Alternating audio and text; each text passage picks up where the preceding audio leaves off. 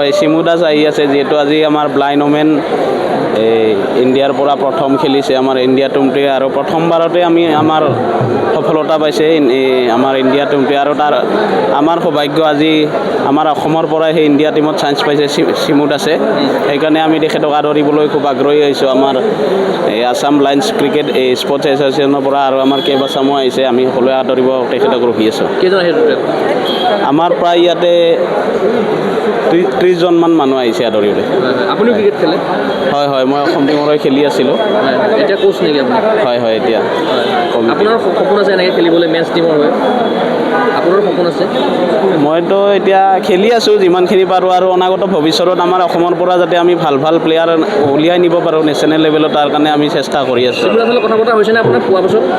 কথা পতা হৈছেনে পোৱা হয় হয় কথা পতা হৈছে তেখেত আহি আছে তেখেতে কৈছে খুবেই ভাল লাগিছে বুলি কৈছে তেখেতে আৰু সেয়ে আজি আৰু কথা পাতিম আহিলে আৰু নমস্কাৰ মোৰ নাম শ্ৰী প্ৰেৰণা বৰুৱা মই মৰিগাঁৱৰ পৰা আহিছোঁ লগ কৰিব আহিছে শিমু দাসক লগ কৰিব আহিছোঁ কেনেকুৱা লাগিছে তোমাৰ লগৰে আছে নেকি ভাল লাগিছে একেলগে খেলিছিলে আগতে একেলগে মানে নেশ্যনেলত লগ পাইছোঁ শিমুক এনেই বাকী বেলেগকৈ লগ পোৱা নাই আৰু মহিলা বিশ্ব ৱৰ্ল্ড কাপত ব্লাইণ্ডৰ মানে আমাৰ ভাৰত জয় হৈছে খুব ভাল লাগিছে শিমু আমাৰ অসমৰ পৰা খেলিছে আৰু আমিও তেনেকুৱা হ'ব বিচাৰোঁ মই নিজেও এজন খেলুৱৈ শিমুৰ দৰে আমিও হ'ব বিচাৰোঁ আৰু তুমি নগাঁৱৰ পৰা আহিছা আজি নাই মই মৰিগাঁৱৰ পৰা আহিছোঁ খবৰটো শুনি গুচি আহিছা হয় মোৰ নাম শচীন পেগু মোৰ ঘৰ চিলাপথাৰত তুমিও ক্ৰিকেট খেলা হয় হয় কেনেকুৱা লাগিছে শিমু দাস আহি আছে হয় নিশ্চয় বহুত ভাল লাগিছে আমাৰ অসম গৌৰৱ আমাৰ ভাৰতৰ গৌৰৱ গতিকে তেখেত আহি আছে আমাৰ দৃষ্টিহীন সমাজৰ বাবে বা সকলো খেলুৱৈৰ বাবে এটা গৌৰৱৰ দিন আৰু আমি তেখেতক লৈ বহুত গৌৰৱ অনুভৱ কৰিছোঁ আমাৰ এনেকুৱা এটা গৌৰৱৰ দিন আমাক উপহাৰ দিয়াৰ বাবে ভৱিষ্যতে কেনেকুৱা সপোন আছে ক্ৰিকেটক লৈ ব্লাইণ্ড ক্ৰিকেটক লৈ নিশ্চয় মই এনেকুৱা যদি ফলাফল আহি থাকে বা আমাৰ শিমু দাসৰ দৰে যদি প্লেয়াৰ অসমৰ পৰা বা ভাৰতৰ পৰা যদি এনেদৰে বিশ্ব বিজয় কৰি থাকে নিশ্চয় ব্লাইণ্ড ক্ৰিকেটৰ ভৱিষ্যত বহুত উজ্জ্বল বুলি ভাবোঁ মই তো আমাৰ খুব এটা আনন্দৰ বিষয় আমাৰ দৃষ্টিহীন জগতৰ কাৰণে বিশেষকৈ আমাৰ অসমৰ কাৰণে যে তেখেতে এইবাৰ ফাৰ্ষ্ট T20 ৱৰ্ল্ড কাপ হৈছিলে ব্লাইণ্ডৰ তাতে প্ৰথম কথা হ'ল তেখেতে স্থান পাইছে আৰু দ্বিতীয়তে তেখেতে সেই ইণ্ডিয়া টীমটো উইনাৰ হৈছে তাত তেখেতে এটা গুৰুত্বপূৰ্ণ ভূমিকা লৈছে আৰু তেখেতৰ পাৰফৰ্মেঞ্চ বহুত ভালেই আছিল তেখেতে আগতো এই দ্বিতীয়বাৰ ইণ্ডিয়াৰ কাৰণে খেলিছে আগতো মেন অফ দ্য ছিৰিজ পাইছে সেইকাৰণে আমাক অতি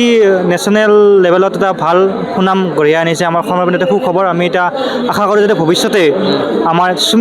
চুমিৰ নিচিনা আমাৰ আৰু প্লেয়াৰ ওলায় আৰু আশা কৰোঁ ইয়াত আমাক গভমেণ্টে অলপ নৰ্মেল ক্ৰিকেট যিখিনি ছাপোৰ্ট কৰে স্পৰ্টছক আমাকো সেইখিনি ছাপোৰ্ট কৰে যাতে চুমি যাতে এটা ভাল সন্মান আৰু লগতে এটা সংস্থাপন পায় আমি আশা কৰিছোঁ আৰু চুমি দাসক কেনেকৈ মানে লৈ আহিছিলে ভিগুদাই অলপ শিমু দাসক আমি নগদে পঢ়া আগৰ পৰা চিনাকি আছিলে এতিয়া তেওঁ দিল্লী ইউনিভাৰ্চিটিত পঢ়ি আছে আমি তাৰপিছত যেতিয়া ফাৰ্ষ্টবাৰ নেশ্যনেল ইণ্টাৰনেশ্যনেল টীমত খেলে তেতিয়া আমি ইয়াত অসমলৈ মাতি আনিছিলোঁ তাত ভিগুদাই কণ্টেক্ট কৰি মাতি আনিছিলে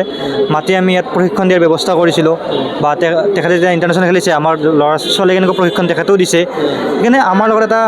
সুসম্পৰ্ক গঢ়ি উঠিছে আমি আশা কৰোঁ যাতে এই সম্পৰ্কটো অনাগত দিনতো আমাৰ এটা সুফল নাম এটা আনিব বুলি আশা কৰিছোঁ প্ৰথম স্কোপটো কেয়াৰিও 365 পাইছিলে প্ৰথম স্কোপটো তেওঁ কেয়াৰিও 365 পাইছে আৰু দ্বিতীয়তে যিহেতু তেওঁ এতিয়া আমাৰ দিল্লী বা অসমৰ বাহিৰত আমাৰ স্পেচিয়েল স্পৰ্টছ বা স্পেচিয়েল ব্যক্তিৰ কাৰণে সুবিধাখিনি বেছি সেইকাৰণে তেওঁক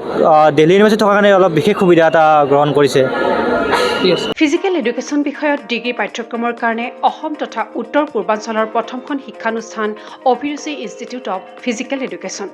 2 বছৰীয়া ফিজিকেল এডুকেশ্যনৰ BPEd পাঠ্যক্ৰম আৰু 4 বছৰীয়া BPES পাঠ্যক্ৰমৰ বাবে নামভৰ্তি চলি আছে বিতংকৈ জানিবৰ বাবে আজি যোগাযোগ কৰক যোগাযোগৰ নম্বৰসমূহ হৈছে 9435100098 7002233540 88765210998 ৱেবছাইট www.aipguwahati.in